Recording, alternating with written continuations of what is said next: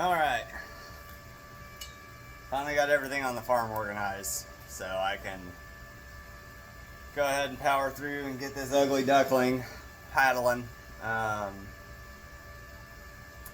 Again, the repair looks kind of like crap, but once it's ground flat, you'll never know this is what it looked like in the first place. That's just kind of how welding is sometimes. It has to be done right, even if it's ugly. I mean, you gotta do what you gotta do. So, I'm probably gonna put 2 more rods on it. Definitely 2 more passes. See how she looks. We'll go for there. Again, this isn't registered or anything. This is just a dude in his garage cleaning, messing around. So that's definitely a little high. That wouldn't pass, but these are just dry firing at this point. So let me get the gear on.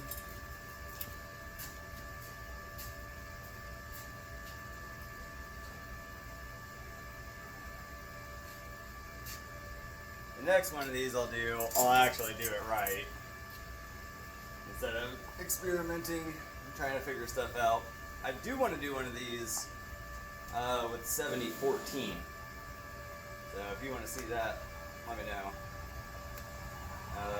7014 is a good rod to start practicing with because it's so easy to run, you can't mess it up.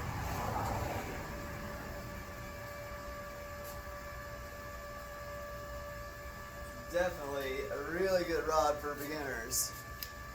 I found it when I was trying to learn 7018 and it helped me out a lot. Because it's just faster, the restarts are easier, the flux is a little bit different. That's the difference between the 4 and the 8. All the other characteristics for the most part are the same, other than it just being a little bit more user friendly. Let's see if I can't burn some crap in here.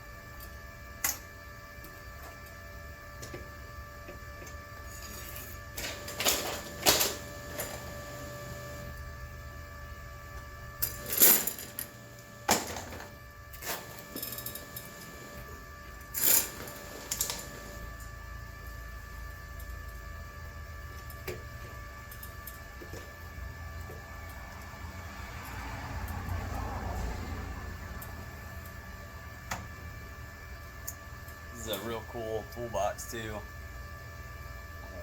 Wouldn't believe I got it for free. A friend of a friend dug it out of a plant somewhere. And he knew I was getting started on my own thing and he did me a big favor. So it was going into the dumpster. The old government dumpster.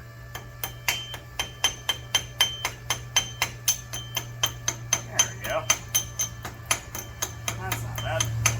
It's starting a little rough for some reason. Probably because I left that rod out. It's super humid right now.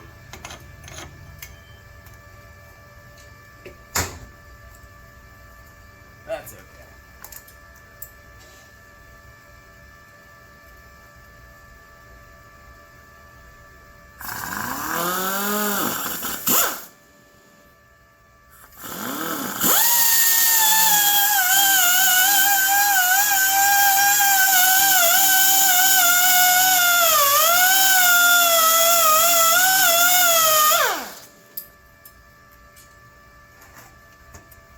That was pretty good. That beefed up right there a little bit. I don't know what was going on with that.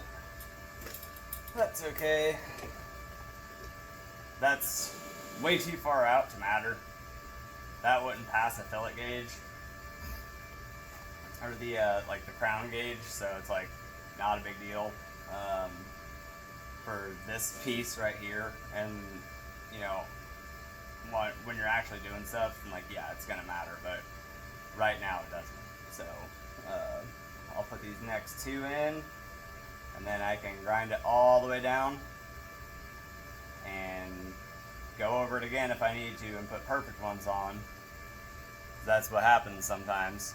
You clean all this crap off of there and you go through and put it back on, and that's your like your money shot basically.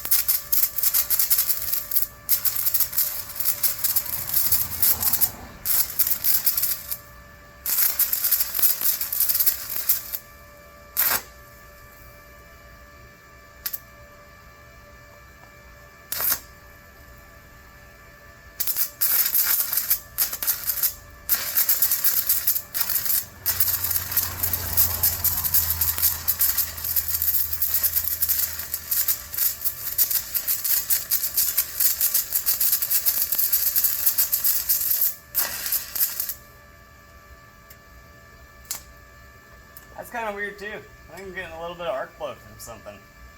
I don't know what's going on there. Oh.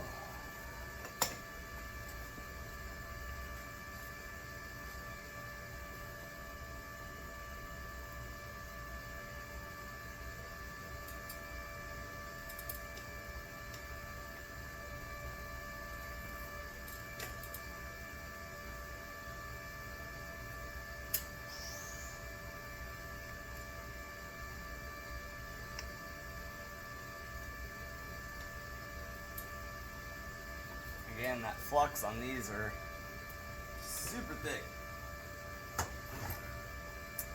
You'll do a weld and you'll think it's going to be god awful, but it comes out, which is pretty much fine.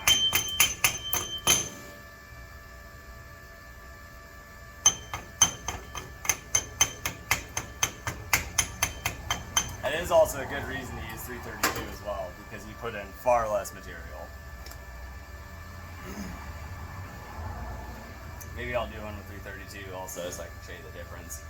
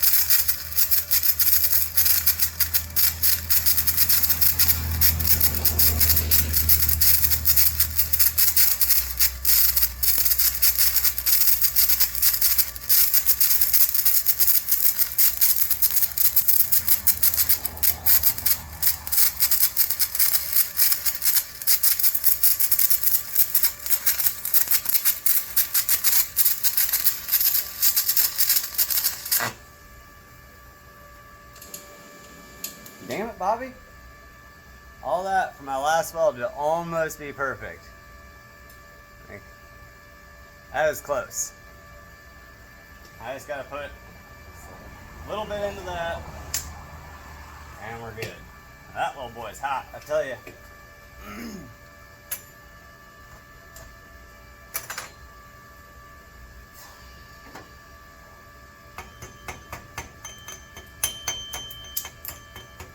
All that crap for my last weld to be fucking perfect.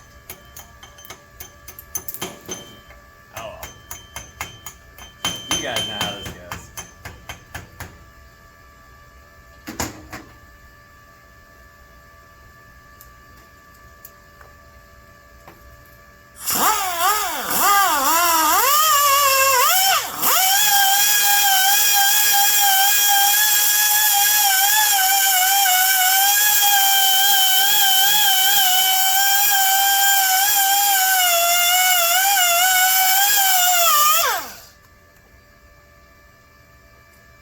Yeah, that last one, I don't know if I just had the perfect amount of preheat or what, but it just went right in.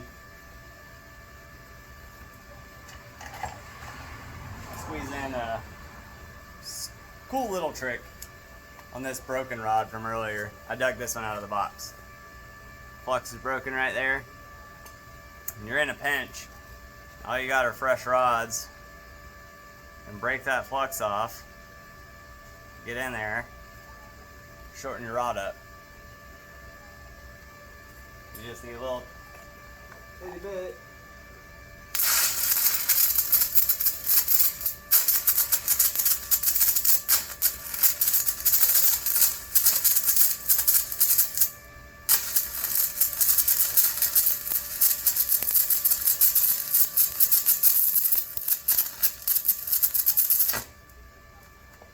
And that way, you don't waste an entire rod if you toss it out.